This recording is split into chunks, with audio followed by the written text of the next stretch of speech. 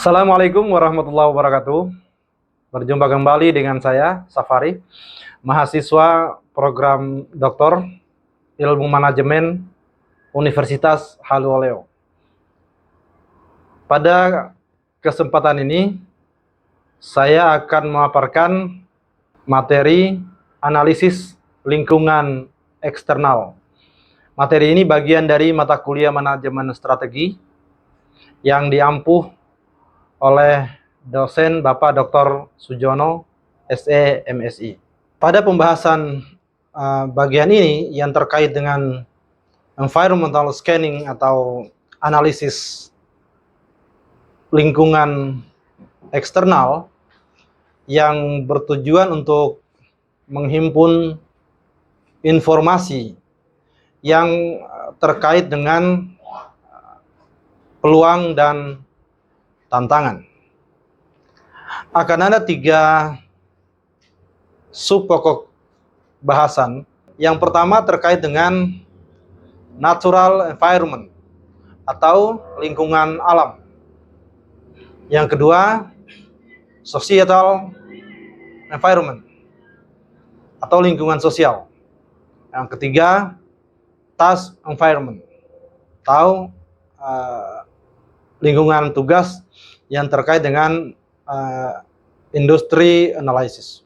Dalam menganalisis atau memindai lingkungan alam, penting bagi perusahaan atau manajer untuk memahami bahwa lingkungan alam itu mencakup sumber daya fisik, satwa liar, dan iklim yang merupakan bagian yang melekat pada keberadaan di bumi.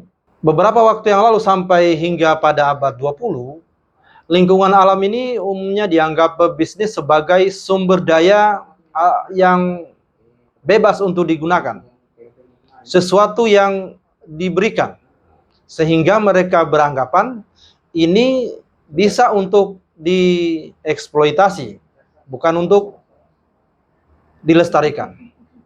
Jadi lingkungan alam itu sampai pada abad 20 itu dipandang sebagai sumber daya bebas, sesuatu yang harus diambil atau diperebutkan, seperti tanah, bahan tambang, air, dan sebagainya. Nah, itulah diharapkan agar menurut Wellen bahwa analisis lingkungan alam itu sangat perlu untuk dilakukan agar menjaga kestabilan ekologi dan juga menjadi mengantisipasi sumber ancaman dan bahkan mendapatkan peluang strategis yang penting untuk perusahaan. Bagian kedua dari societal environment itu adalah technological forces atau kekuatan teknologi. Menurut Wellen bahwa perkembangan teknologi itu menciptakan peluang dan ancaman yang baru bagi perusahaan, mengubah cara kerja, dan juga memunculkan baru. Sehingga dampak strategi dari analisis ini akan mendorong perusahaan melakukan riset, perlu melakukan kajian strategi untuk mengadopsi dan memimpin perubahan teknologi. Bagian ketiga dari societal environment analysis itu adalah political legal forces atau kekuatan politik dan hukum.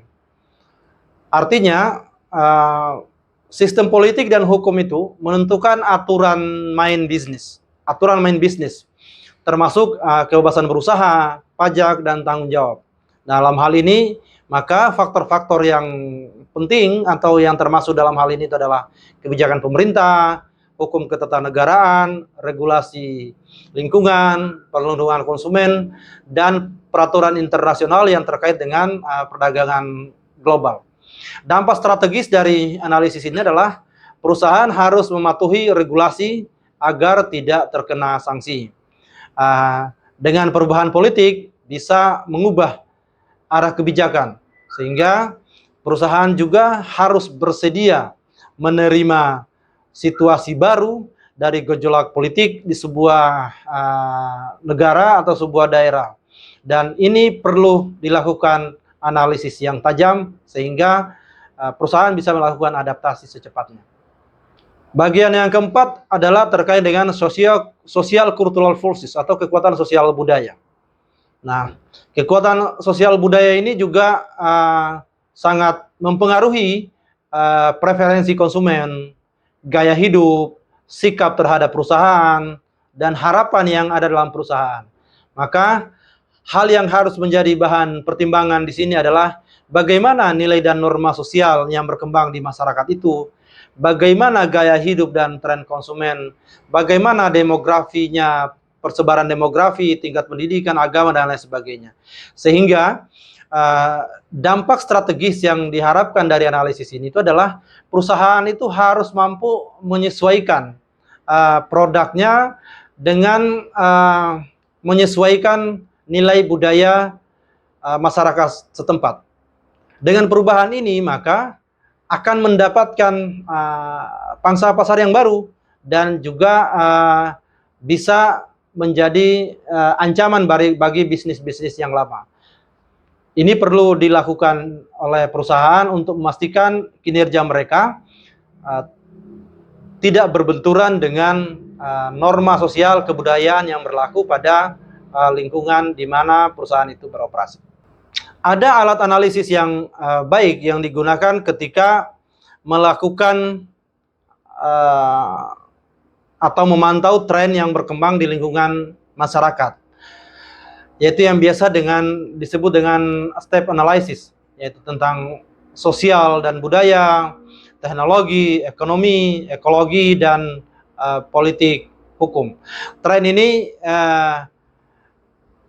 ini sangat perlu untuk bagi perusahaan bisa melihat hal mana yang bisa mereka perkuat, mengidentifikasi lebih awal agar dalam operasionalnya tidak berbenturan dengan berbagai macam kebijakan, tidak berbenturan dengan norma sosial, kegiatan ekonomi, dan tidak mengganggu ekologi yang berada serta menjaga stabilitas yang terkandung. Step analisis ini biasa juga disebut dengan analisis PESTEL untuk kekuatan politik, ekonomi, dan sosial budaya dan teknologi dan hukum. Analisis lingkungan eksternal yang ketiga menurut Wellen adalah task environment atau analisis lingkungan tugas. Lingkungan tugas ini mencakup pihak-pihak eksternal yang berinteraksi langsung dengan perusahaan dan secara timbal balik mempengaruhi kinerja serta keputusan strateginya. Jadi analisis lingkungan tugas ini adalah proses untuk mengidentifikasi dan memahami kekuatan eksternal yang dapat menjadi peluang dan ancaman bagi organisasi. Apa yang bisa diharapkan dari analisis ini? Menurut Wellen dan Hanger, analisis ini bertujuan untuk menentukan peluang dan ancaman eksternal langsung. Yang kedua, memahami dinamika persaingan dan kekuatan pasar. Dan yang ketiga, menyesuaikan strategi perusahaan agar selaras dengan lingkungan eksternal. Nah, siapa-siapa saja yang terlibat dalam tes environment ini, yang komponen yang terlibat? Antara lain ya seperti pelanggan, customer. Perusahaan itu harus menganalisis siapa pelanggan utamanya, apa kebutuhannya, bagaimana tingkat kepuasannya, bagaimana daya beli mereka. Dan ini perlu dianalisis untuk bisa diketahui tata cara mereka dalam bertransaksi di perusahaan atau ketika mereka berinteraksi atau mendapatkan manfaat atau dampak dari perusahaan itu sendiri. Yang kedua komponen yang terlibat itu adalah supplier atau pemasok. Nah, ini terkait dengan bagaimana ketersediaan bahan baku, bagaimana kualitas pasokan, bagaimana kekuatan tawar-menawar. Nah, dengan hal-hal yang seperti tadi, maka perusahaan bisa mengidentifikasi jika kekuatan pemasok tunggal dengan kontrol yang besar, maka ini juga akan menjadi ancaman karena meningkatkan ketergantungan. Jadi perusahaan bisa mengidentifikasi jangan sampai pemasok yang terlalu besar itu bisa mengintervensi atau menjadi ancaman dari kelangsungan perusahaan.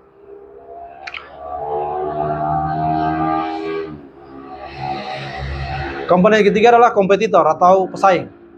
Nah, analisis dengan pesaing ini itu adalah penting untuk bisa dilihat bagaimana posisi mereka, apa strategi yang mereka gunakan, apa kelebihan dan kelemahan mereka, bagaimana tingkat intensitas pesaing, sehingga mereka bisa menemukan sesuatu yang lebih bagus, yang bisa dijangkau oleh masyarakat. Beberapa industri-industri ini sudah melakukan inovasi ini, bagaimana persaingan antara Apple misalnya, Samsung dan lain sebagainya. Bagian selanjutnya terkait dengan tenaga kerja. Ini juga perlu lihat bagaimana kekuatan serikat pekerja, bagaimana regulasi tentang tenaga kerjaannya, bagaimana hubungan antara tenaga kerja dengan perusahaan. Bagian yang selanjutnya adalah yang perlu dianalisis adalah pemerintah, government-nya. Karena pemerintah tidak bisa jalan tanpa sektor industri atau perusahaan, maka tentu harus ada sinergi, ada kerjasama yang baik dengan perusahaan-perusahaan atau dunia industri. Dalam hal itu, maka perlu dilakukan analisis juga bagi perusahaan untuk melihat dampak dari lingkungan eksternalnya. Demikianlah pemaparan saya terkait dengan